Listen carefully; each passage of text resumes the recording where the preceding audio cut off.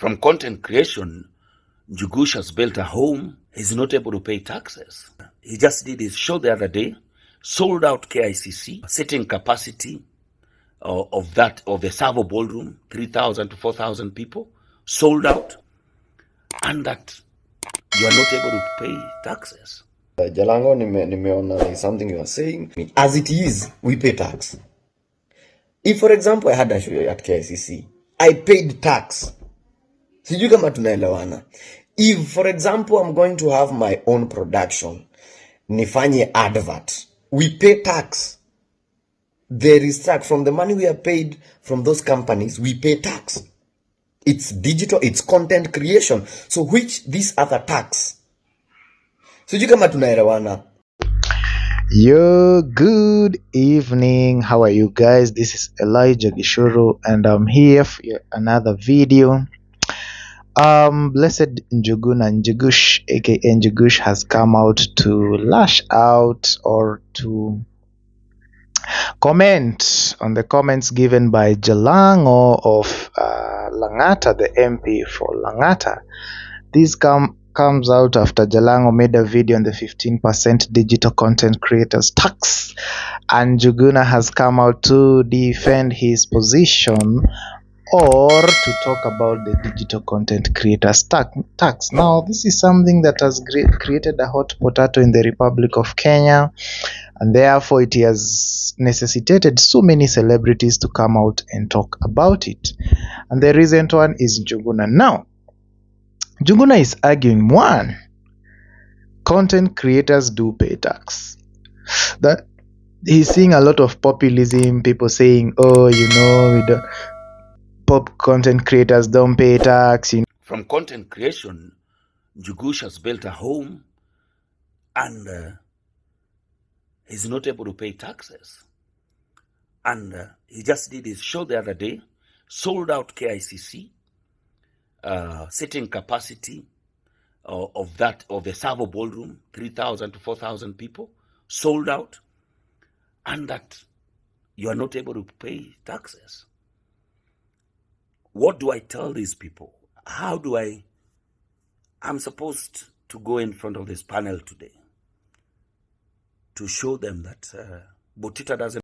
No, and that is not the correct position, because he argues that indeed content creators actually do pay taxes, and therefore it's misleading to make it seem like these people don't pay taxes. Secondly, he's saying there is no clear framework or understanding of what really comprises of digital tax. What is digital tax? Because he's saying, for example, a farmer who goes to the market to farm, there is no farmer's tax. They'll pay tax on the products they buy. They pay tax via the inputs they use, the farm inputs, but there is really no a farmer's tax. So why should there be a content creators tax? And what exactly is content creators tax? So those are the sentiments by Njuguna. He's arguing, Jalang'o talked about the TTNT4, where it's a Njuguna's show that is called Trending Talkers. Not really the trend, not the Through Thick and Thin. Yeah? So this was the 4th edition, and he's going to have others in Australia, I think, next month. And Jalang'o was arguing that Njuguna filled the Savo Ballroom at KICC. Therefore, he doesn't understand if indeed Njugush paid taxes. But Njuguna has come out to say he paid taxes for the TTNT4, that if you have any production, any advert, anything literally, you're going to still pay the tax.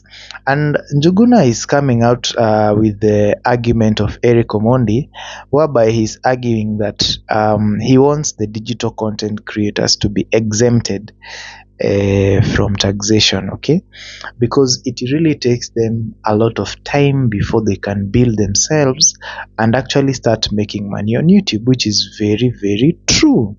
He's saying, for example, if you look at MCSK, they really pay musicians peanuts total peanuts.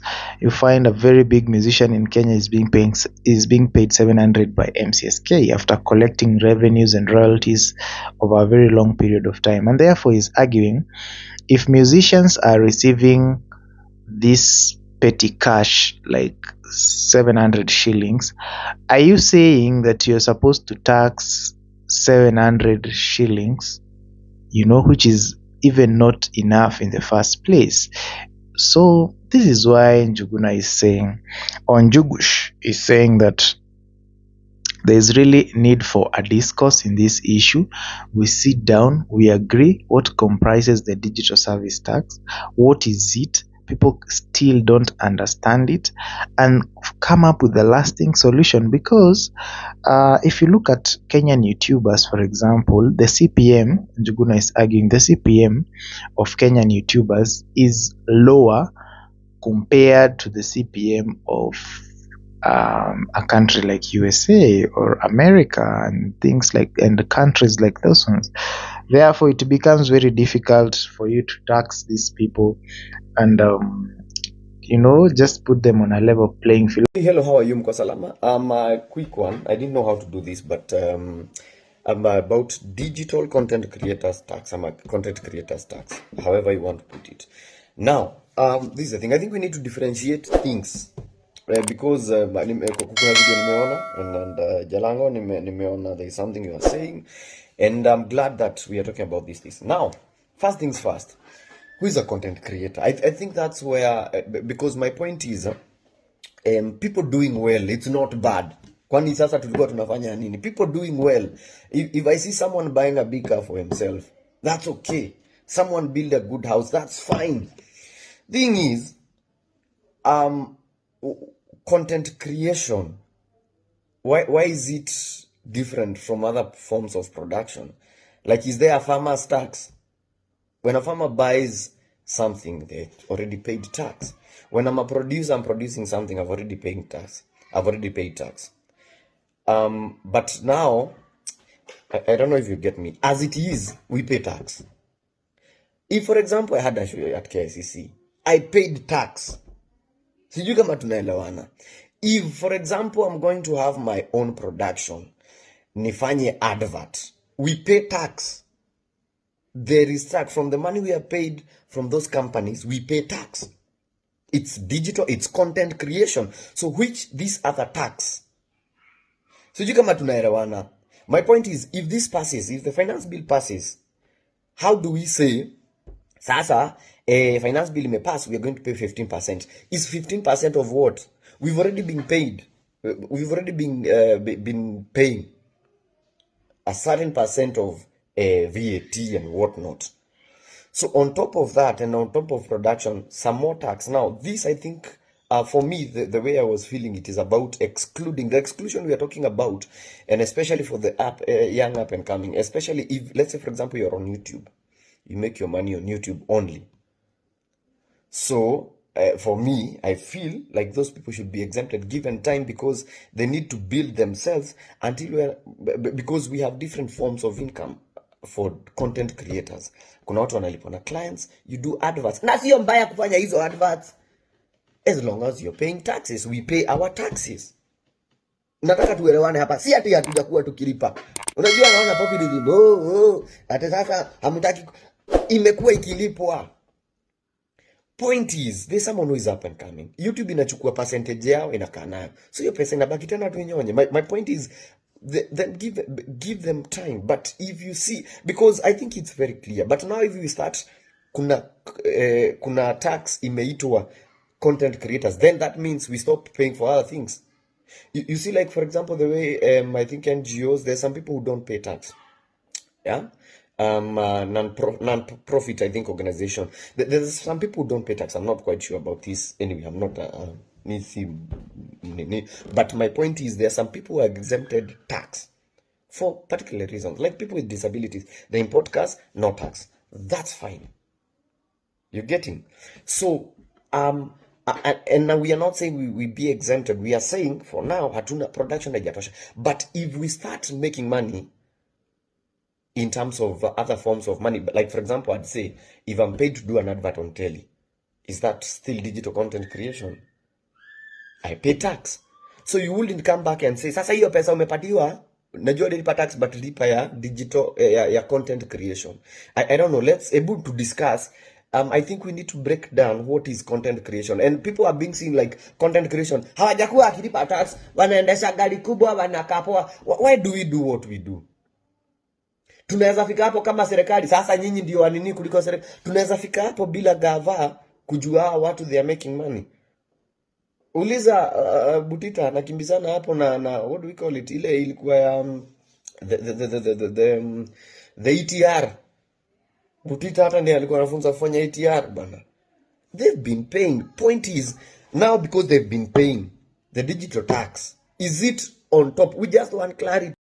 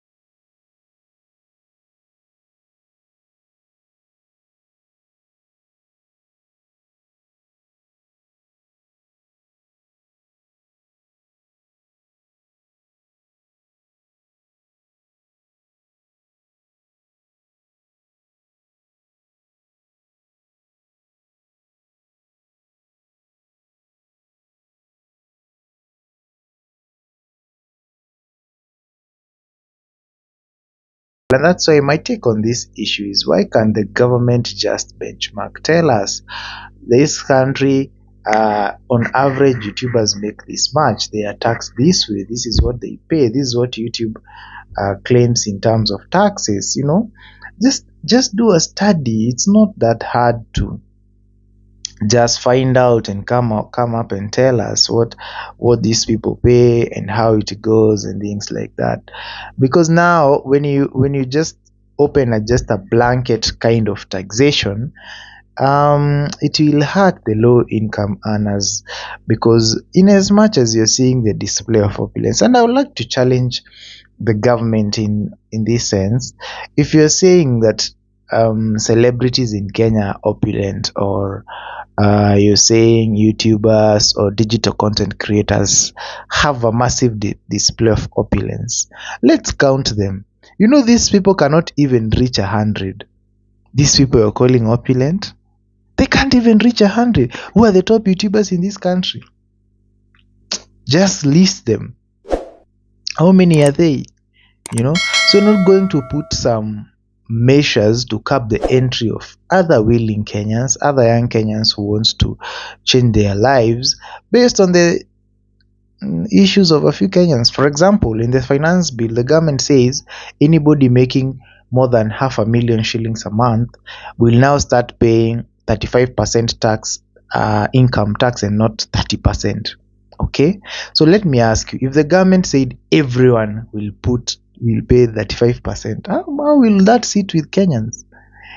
They consider the earning capacity of somebody to raise the tax, and that is what should happen. If you want to change the taxation, consider other factors other than just the fact that people are making money. People are making money, but how many people are they?